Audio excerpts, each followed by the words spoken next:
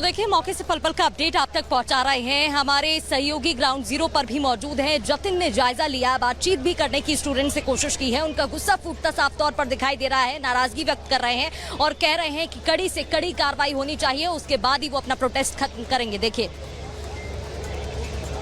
नगर में इस वक्त हम मौजूद हैं। यूपीएससी का हब इसको बोला जाता है, लेकिन एक इंस्टीट्यूट में हादसा हुआ, बेसमेंट में लाइब्रेरी बनाई गई, 3 बच्चों की मौत हो गई, पानी उस बेसमेंट में भरा।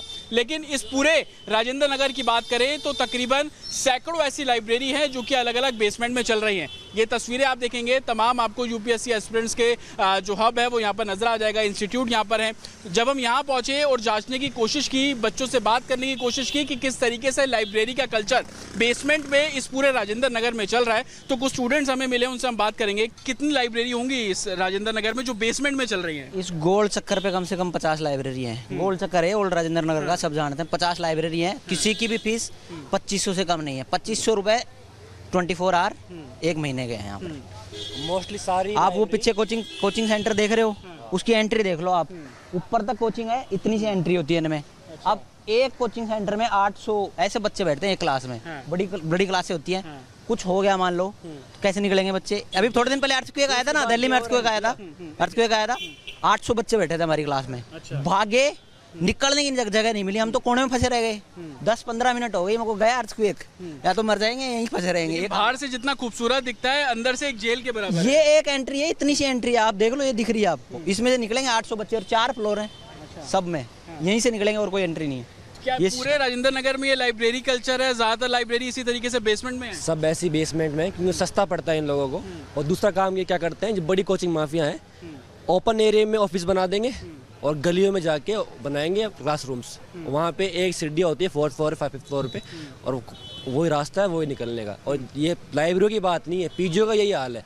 पीजीओ में ऊपर छत के ऊपर 3 शेड से पार्टीशन बनाए रखे हैं। किसी दिन बिजली गिरी तो बंदा अंदर के अंदर मर जाएगा। ये हाल है इन लोगों का। तो ये स्टूडेंट्स है बता रहे हैं, और जिस कोचिंग इंस्टीट्यूट की वो बात कर रहे हैं, दरअसल वो ये इंस्टीट्यूट है।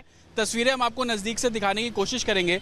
बता रहे हैं कि आप देखेंगे बाहर से आपको कांच के शीशे और तमाम एसी, एयर कंडीशन सब नज़र आएगा, लेकिन इंस्टीट्यूट पे जाने का रास्ता आप ये देख लीजिए कि यही एक संकरी सा जो रास्ता है वो इंस्टीट्यूट के अंदर जाने का है। और उसके बाद आप देखेंगे कि क्रैक ग्रेड जो बी, आरबीआई ग्रेड बी, इस तरीके के कोचिंग क्लासेस यहाँ पर चलते हैं। मेरे विजय अगर थोड़ा अंदर आएंगे तो आप तस्वीरों में भी देख पाएंगे। बेहद संकरा ये रास्ता, आप इसको इस तरीके से अंदाज़ा लगा लिए कि 2 बच्चे भी यहाँ से निकल पाना बेहद मुश्किल। और बेसमेंट को लेकर जो कल्चर इन दिनों चल रहा है वो बेसमेंट कुछ इस तरीके से है। हालांकि इस हादसे के बाद तमाम जो बेसमेंट है वो बंद कर दिए गए हैं। यही रास्ता एंट्री का और यही रास्ता जो एग्जिट का है वो साफ तौर पर आपको नजर आ जाएगा। इसी तरीके से ओल्ड राजेंद्र नगर में तमाम कोचिंग इंस्टीट्यूट है, जहाँ पर सर इसी तरीके से कंजस्टेड है पूरा इलाका। Illegal, that is all illegal. एक ही रास्ता है जाने का, यहाँ से आने का। मालिक को तो पैसे चाहिए, किराया चाहिए, चाहे मरे डूबे जो मर्जी हो। वो पुलिस साथ में मिली हुई है, सबको मालूम है। सबसे ज्यादा खराब जो पुलिस, दिल्ली पुलिस है यहाँ की। हर जो लोकल लोग हैं उनकी भी अपनी समस्या है। हम और आगे चलेंगे और आपको मैं इस पूरे ओल्ड राजेंद्र नगर की तस्वीरें दिखाने की कोशिश करूंगा। तो यहाँ पर जितने भी लोगों से हम बात कर रहे हैं वो यही कह रहे हैं कि इसी तरीके का जो तस्वीर नज़ारा है वो आपको यहाँ पर नज़र आ जाएगा। आप ये देखेंगे तमाम ऊपर नीचे तो नॉर्मल शॉप्स, बैंक की दुकानें यहाँ पर आपको नज़र आ जाएंगी, लेकिन अंदर जब हम जाते हैं तो आपको इसी तरीके से तस्वीरें नज़र आएंगी जहाँ पे कंजस्टेड इलाका और तमाम जो बेसमेंट के अंदर लाइब्रेरी है वो आपको चलती हुई यहाँ पर नज़र आ जाएंगी। आप ये देखेंगे एक और इंस्टीट्यूट है, ये यूनिक एकेडमी के नाम से इंस्टीट्यूट है। ऊपर आप देखेंगे यही एंट्री, और ये एक ही एंट्री एग्जिट है या इसके अलावा भी कोई और गेट है? एक ही है, यही एंट्री एग्जिट है और कोई दूसरा रास्ता नहीं। बेसमेंट में सुना है लाइब्रेरी भी है? नहीं, इस बेसमेंट में जिम है। जिम है, तो डर लगता है कभी कि जैसे वो हादसा हुआ कुछ इस तरीके से हो जाए? डर तो लगेगा ही, लेकिन ये लाइब्रेरी 2nd फ्लोर पे है। अच्छा, तो ठीक है, डर नहीं। सब्सक्रिप्शन होता है, मंथली पैसा लेते हैं ये लोग? मंथली लेते हैं। लेकिन इस पूरे राजेंद्र नगर की यही तस्वीर है, बहुत कंजस्टेड है, लोग भी शिकायत कर रहे हैं, बच्चे शिकायत। हाँ है, ऐसे ही है, कंडीशंस तो सेम है। आप फ्लडिंग के इशू आप देख ही रहे हैं। और बाकी आपकी मैक्सिमम बेसमेंट लाइब्रेरी आप अंदर की तरफ जाइएगा ना रेजिडेंशियल एरियाज, तो उसमें हर एक बिल्डिंग के नीचे आपको मिल जाएगी, बेसमेंट में मिल जाएगी। अच्छा, आप लोग जब लाइब्रेरी जाते हैं, मैं समझना चाह रहा हूँ, कोई इंतजाम होते हैं, फायर सेफ्टी नॉर्म्स, इक्विपमेंट? क्योंकि आप लास्ट ईयर जब मुखर्जी नगर में फायर इंसिडेंट हुए थे ना, तो उस समय जब आप लोग पुलिस वाले सब देख रहे थे, तब उस समय हर एक लाइब्रेरी में एक फायर एक्सटिंग्विशर को एस्टेब्लिश किया गया था। चलता है तो चलाता कौन है? कि हम लोग अब आ रहे हैं तो जगह जगह बंद ही है। उसने एक्चुअली उस समय इंस्पेक्शन वाले भी घूम रहे थे तो देख रहे थे कि फायर एक्सटिंग्विशर देख रहे थे। अब उन्होंने चलाया नहीं चलाया ये मुझे नहीं पता, बट ये स्ट्रॉन्ग ये ड्रेनेज का कंडीशंस तो आप पूरा स्टूडेंट्स में डर है जिस तरीके से हरदम रहेगा, डर हरदम रहेगा। जैसे कंडीशंस है डर हरदम रहेगा। पटेल नगर के इंसिडेंट तो आप देखे होंगे, वो इलेक्ट्रिसिटी वाला करंट लगा हुआ, तो ऐसे ही है। स्टूडेंट्स हैं, ये एस्पिरेंट्स हैं और बता रहे हैं कि डर जो है वो हरदम रहेगा। और इस पूरे राजेंद्र नगर की ऐसी तस्वीर है। आपको स्टूडेंट्स बड़ी संख्या में यहाँ पर मिल जाएंगे, लेकिन सवाल वही खड़ा होता है कि जिस तरीके से प्रचार किया जाता है, बाहर से आपको कांच के बड़े बड़े जो इमारतें हैं वो नज़र आती हैं, लेकिन अंदर क्या है वही संकरा रास्ता जाने के लिए 2 बच्चे भी एक साथ निकल पाए बेहद मुश्किल। लाइब्रेरी के लिए 2700-2800 रुपया बच्चों से ले लिया जाता है, लेकिन उसके बावजूद क्या हुआ कि जब बारिश हुई पानी उस लाइब्रेरी में भरा और उसके बाद 3 बच्चों की दुखद मौत इस पूरे हादसे में हो गई। प्रशासन को लेकर चाहे बच्चे हों, लोकल रेजिडेंट्स हो, हर कोई सवाल खड़े कर रहा है कि ड्रेनेज सिस्टम को लेकर कई बार शिकायत की गई, लेकिन कार्रवाई के नाम पर जीरो और नतीजा 3 बच्चों की दुखद मौत। विजय उज्ज्वल के साथ अतुल शर्मा, रिपब्लिक भारत, दिल्ली। बिल्कुल ये रिपोर्ट आप देख रहे थे और अब आपको एक बार फिर से तस्वीरें और मौजूदा हालात बता देते हैं। यहाँ पर देखिए भीड़ कम होने का नाम नहीं ले रही है। ये तस्वीरें आप यहाँ पर देखिएगा, भीड़ बिल्कुल कम होने का नाम नहीं ले रही है।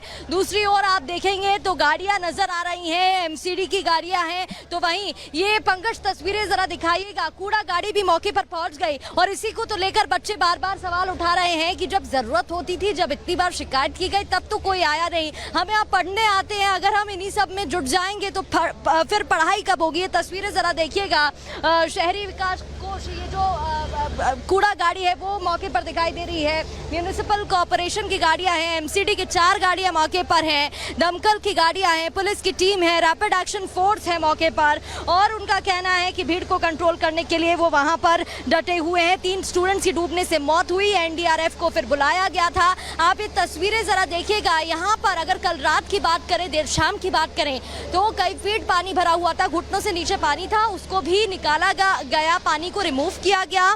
और यहाँ पर जो आप टीम देखेंगे अंदर डीसीपी भी मौजूद है, जो बच्चों से बातचीत कर रहे थे, उन्हें समझाने की कोशिश कर रहे थे। अब वो अंदर जायजा ले रहे हैं। पार्किंग में एग्जिट एक ही था जिसकी वजह से ये पूरा हादसा हुआ। लगातार प्रियंका भी हमारे साथ ग्राउंड जीरो पर मौजूद है, ओवर टू यू।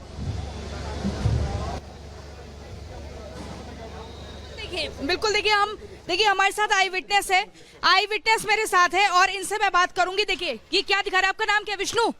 हाँ ये देखिए क्या दिखा रहे हैं, अगर ये वाला गेट अगर अभी अंकल यहाँ से निकल के गए थे, अगर ये वाला गेट अगर उस इंस्टीट्यूट के पीछे बैक साइड पर होता तो कई सारे बच्चे अपनी जान बचा के वहाँ से निकल सकते थे। इवन इनको रेस्क्यू करके जो बाहर से भी जो थे रेस्क्यू करना चाहते थे वो भी अंदर जाकर उनको रेस्क्यू कर सकते थे, किसी भी तरह से ताला तोड़ कर या फिर उनको अंदर निकल कर अगर कुछ भी अगर इवन ये उसी इंस्टीट्यूट का गेट है? ये नहीं ये उस पड़ोसी का गेट है, बट ये वाला गेट होना चाहिए था वहाँ पर, ताकि अगर बच्चा ये इसलिए कह रहे हैं क्योंकि मैं आपको दिखा दूं इंस्टीट्यूट की जो बैक साइड है वहां पर वो दीवार आपको दिख जाएगी। देखिए तार कितने ज्यादा यहाँ पर ऐसे खुले, एकदम मौत को यहाँ पर इनवाइट करने के लिए ऐसे तार खुले छोड़े हुए। यहाँ पर इन कमरों में, इन घरों में बच्चे रहते हैं, वो एस्पिरेंट्स जो यूपीएससी की तैयारी करने के लिए आते हैं। लेकिन मेरे साथ विष्णु है जो कि जैसे शाम का टाइम था, करीब 7 से 6:30 बजे तक का टाइम था। वहाँ पर जो इसका जो मेन बिल्डिंग इंस्टीट्यूट का, जब वहाँ पर सारा पानी गले तक पानी भरा हुआ था। तो कुछ बच्चे ऐसे थे जो अपने यूपीएससी की प्रिपरेशन कर रहे थे और जो यहाँ पर इस इंस्टीट्यूट का बेसमेंट में एक लाइब्रेरी बनी हुई जिसमें काफ़ी बच्चे लाइब्रेरी में बैठ के पढ़ाई कर रहे थे। लाइब्रेरी में कितने बच्चे बैठते हैं? मैम जनरली यहाँ पर लाइब्रेरी के साइड डिपेंड करता है, बट जो नॉर्मल लाइब्रेरी तो उसमें करीब 335 बच्चे लाइब्रेरी के अंदर बैठ के अपना पर्टिकुलरली स्टडी करते हैं। तो मुझे लगता है वहाँ पर करीब 30-35 से कम 15 बच्चे, 15 से 20 बच्चे तो अंदर थे ही थे करीब, ये मान के कह सकते हैं।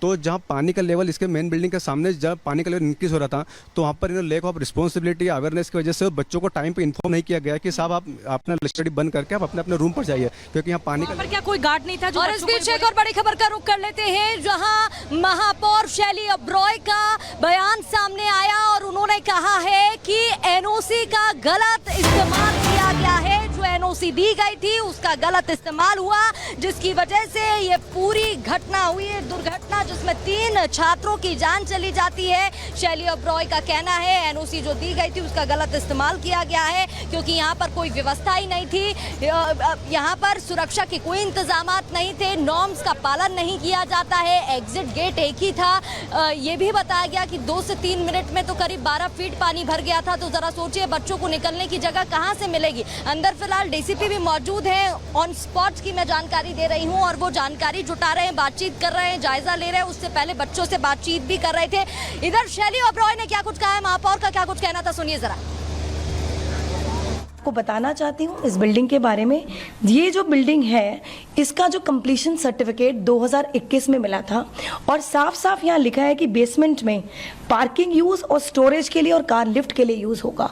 तो मैं बताना चाहती हूँ कि अगर इस प्रकार से इलीगल तरीके से या प्रॉपर्टी को मिसयूज कर कर अगर ऐसे कोचिंग सेंटर्स बेसमेंट में चल रहे हैं तो उन पर कार्रवाई होगी और साथ ही अगर कोई अधिकारी जिम्मेदार होगा उस पर भी सख्त से सख्त कार्रवाई होगी।